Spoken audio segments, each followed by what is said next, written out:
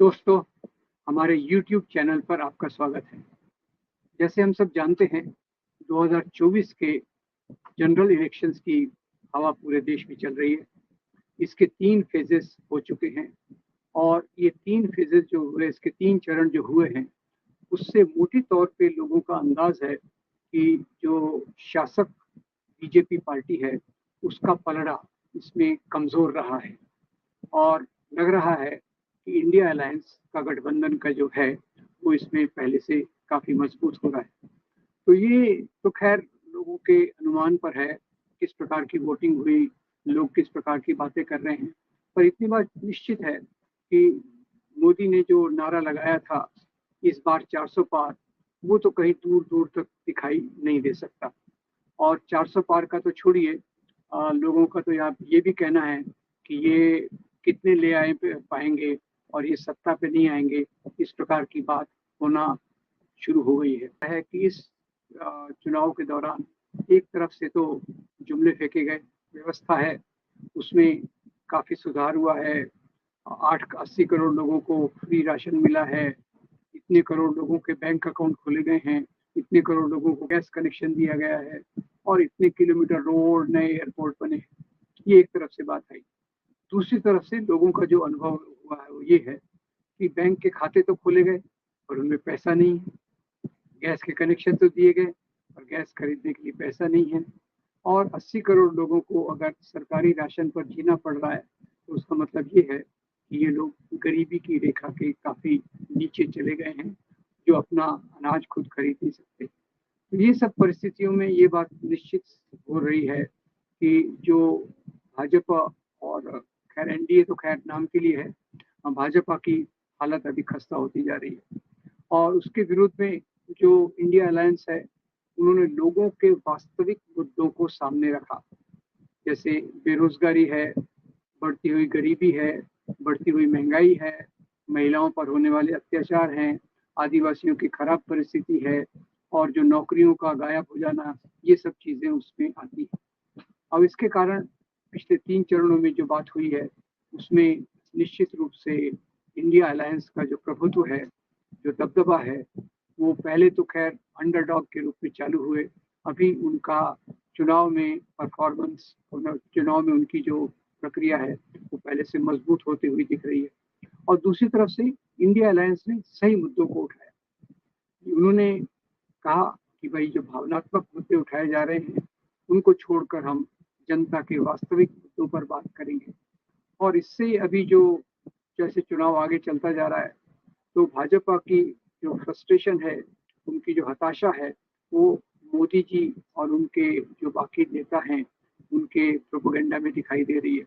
वैसे भी मोदी का प्रोपेगेंडा ज़्यादातर झूठ पर आधारित होता है और अब देश के ज़्यादातर लोग महसूस कर रहे हैं कि झूठ बोलने में ये काफ़ी माहिर हैं। एक तरफ झूठ बोलने की प्रक्रिया, दूसरी तरफ से चीज़ों को एक सांप्रदायिक रंग देने की प्रक्रिया काफ़ी मजबूत है, जो भाजपा करती रही है, मोदी करते रहे हैं। तो इस बार उन्होंने जो बात शुरू की, वो एक तरफ से मछली की बात चालू हुई, मछली से उन्होंने इसको मुगल राजाओं से जोड़ा, मुगल राजाओं द्वारा हिंदू मंदिरों को तोड़े जाने से जोड़ा। तो अब ये है कि कोई भी मुद्दा मिले, उसको ये सीधा हिंदू मुसलमान या मुस्लिम विरोध में प्रस्तुत करते हैं, पाकिस्तान विरोध में प्रस्तुत करते हैं। अब इसी कड़ी को अगर हम देखें, तो कांग्रेस के घोषणा पत्र में एक बहुत महत्वपूर्ण बात की गई है, वो है न्याय की। अब न्याय मतलब क्या, सभी लोगों को न्याय मिलना चाहिए, आर्थिक न्याय हो, सामाजिक न्याय हो, लैंगिक न्याय हो, आदिवासियों के लिए न्याय हो। ये कांग्रेस का घोषणा पत्र इससे पूरा इस बातों को सामने रखता है। तो उससे हताश होकर मोदी जी ने कहा, ये जो घोषणा पत्र है, ये तो ऐसा है जैसे किसी माओवादियों ने लिखा हो, ये ऐसा है किसी अर्बन नक्सल ने लिखा हो और उसको उन्होंने इस प्रकार से ट्विस्ट किया हिंदू मुस्लिम डायरेक्शन में कि जो अभी रिजर्वेशंस हैं, आरक्षण है दलितों के लिए, ओबीसी के लिए, आदिवासियों के लिए, उसको ये हटाकर मुसलमानों को देना चाहते हैं। तो इनकी चालाकी देखिए, किसी चीज़ को भी हिंदू मुसलमान के रूप में कैसे परिवर्तित किया जाए। फिर राहुल गांधी ने एक बात कही थी कि समाज की संरचना को समझने के लिए जाति व्यवस्था के कंपोजिशन को समझने के लिए समाज का एक्सरे होना जरूरी है। अब एक्सरे को भी इन्होंने ट्विस्ट कर दिया।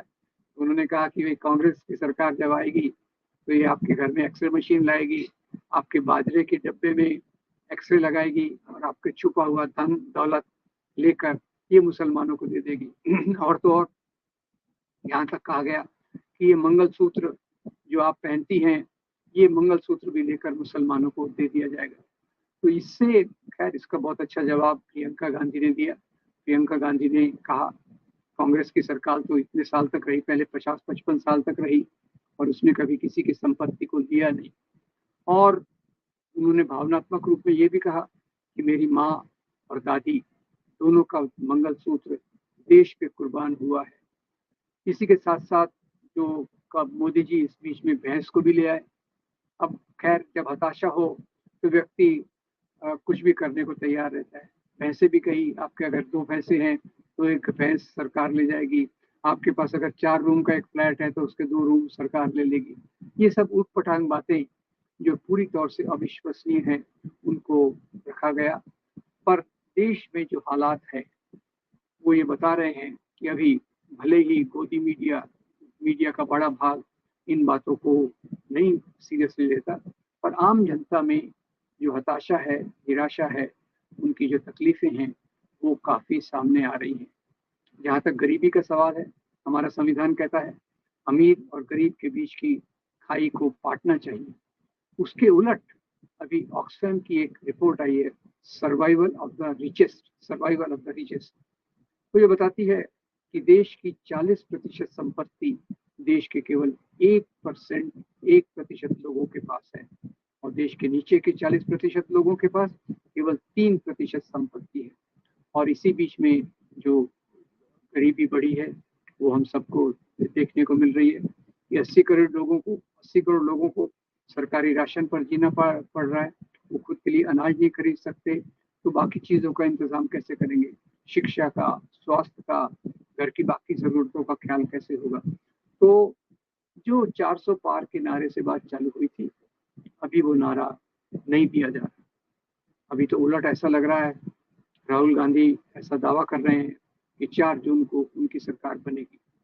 और ये इस बात से साबित होता है क्योंकि हवा का झुकाव धीरे धीरे इंडिया अलायंस की तरफ बढ़ते जा रहा है और मोदी बीजेपी के खिलाफ जाता जा रहा है। अगर यही ट्रेंड रहा तो अभी आगे आने वाले 4 स्टेप्स बाकी हैं, 4 चरण बाकी हैं, उनमें भी निश्चित रूप से इंडिया अलायंस का पलड़ा भारी रहेगा ऐसा लगता है। और इसी को लेकर फिर जो भाजपा नफरत की बातें फैलाती है, आज अमित शाह ने कहा ये जो चुनाव है ये मोदी बनाम राहुल गांधी है। फिर उन्होंने कहा ये चुनाव जो है विकास बनाम जिहाद का चुनाव है। अब ये इतनी घृणा फैलाने वाली बातों को जो किया जाता है वो हमारे देश की एकता और मजबूती के लिए बिल्कुल सूटेबल नहीं है, इसी उसके उलट है। मैं उम्मीद करता हूँ कि ऐसी सरकार जो केवल नफरत की बातें फैलाती है, जो केवल धर्म के आधार पर ध्रुवीकरण करती है, जो इन चीज़ों को लेकर चलती है, उसके विरोध में एक सही प्रकार से आने वाले 4 जून को हम एक नई सरकार देखेंगे जो मुद्दों पे काम करेगी, जो बंटवारे पे काम नहीं करेगी। इसी से याद आया, ये लोग मोदी और दूसरे लोग तो ये भी कह रहे हैं कि अगर कांग्रेस सत्ता में आई तो ये जो राम मंदिर है उस पर बाबरी ताला लगवा देंगे। क्या मतलब है इसका? फिर से मंदिर का खेल, फिर से मंदिर को सामने लाने की कोशिश। ये चीज़ें जो हैं हमारी राजनीति के लिए बिल्कुल उचित नहीं है। हमारी राजनीति चलना चाहिए लोगों के जीने के मुद्दे से और उन्हीं मुद्दों के आधार पे लोगों ने अपने फैसले करना चाहिए, वोट देना चाहिए ताकि उसी प्रकार की सरकार आए जो लोगों की समस्याओं पे ख्याल करे और ये जो गैर ज़रूरी बातें हैं, जो समाज को बांटने वाली बातें हैं, उनसे हम दूर रहकर एक अच्छा समाज बनाने की कोशिश करें। मैं उम्मीद करता हूँ कि आपको ये वीडियो, ये बातें अच्छी लगेंगी। इसको आप लाइक कीजिए, फॉरवर्ड कीजिए और हमारे चैनल को ज़रूर सब्सक्राइब कीजिए। आपका बहुत धन्यवाद। Thank you very much.